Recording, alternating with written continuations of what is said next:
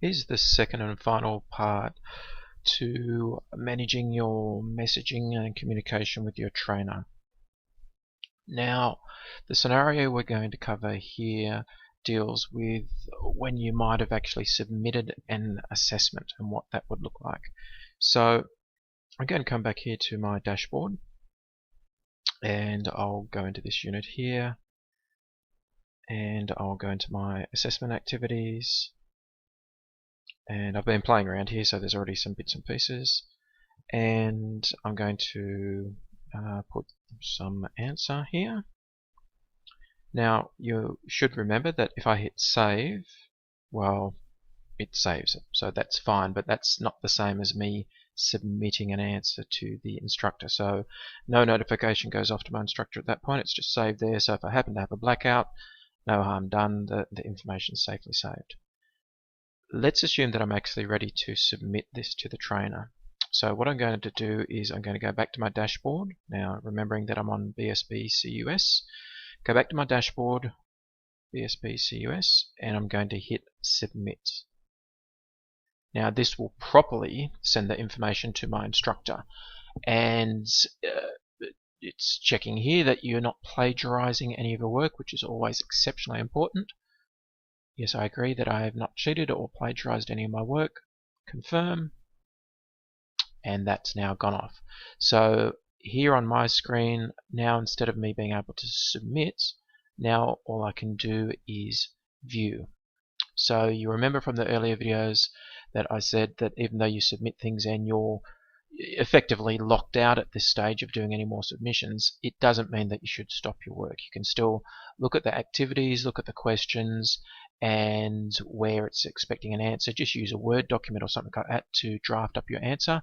And once the trainer returns the unit to you, then you can just copy and paste your answer from your Word document into the information. So what does that look? If I go to my messages now, nothing sort of appears there, so you might feel you have to email or message the trainer about that. You don't have to. At my trainer side of things, that information will be sitting there for me, so that's no big deal at all. What's going to happen, and I'll just check my Outlook now and see if there's any new messages there. So there's nothing new that's happened there. The most recent message was from my sort of random replies that I had. So let's have a bit of a sneak peek at what the trainer actually does see at their end. Just bringing over my trainer screen now. So what I get is who submitted it, what you submitted, and the time that it was submitted, the date, and so on, and the number of submissions that you've done. It's completely fine for you to have multiple submissions, and when you're early on in your units while you're sort of finding your feet, you will get a lot of feedback and you'll be asked to resubmit a lot of times. So at that point, the trainer will click on mark and provide some comments. So I'm just going to pull this screen away now, and I'm just going to quickly do a mark on that. So I'll just find where we did that, and what I'm going to do is, just bear with me a moment here, I'll type my reply, which you can't see, and I would finally hit my button that says not yet competent, which doesn't mean that you failed or anything. It just means that this is not the final answer that we're after just yet. And ultimately, as the trainer, I'll then see something like this. The enrollment has been marked and a message has been sent to the student. So let's see what the student does see. A couple things should happen.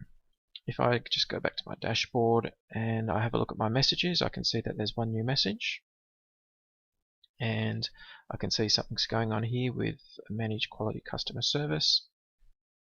And I didn't actually put any information there in general comments, and I just typed a very quick sort of meaningless comment there. Now in my Outlook as well, I should have a notification, and I can see there I've got a new unread message reflecting the same information. Now, as I warned earlier, with the normal messages, The wrong thing to do here would, if you've then got something to say to the trainer, the wrong thing to do would be to hit reply, because that will go to Rachel, and Rachel is not your trainer. So you don't use reply, you use the link, and that will immediately take you to the appropriate message, and you can see the whole history of what's going on and actually get back to work on the unit. So that's how the messaging continues to work in the context of once you've submitted your assessments.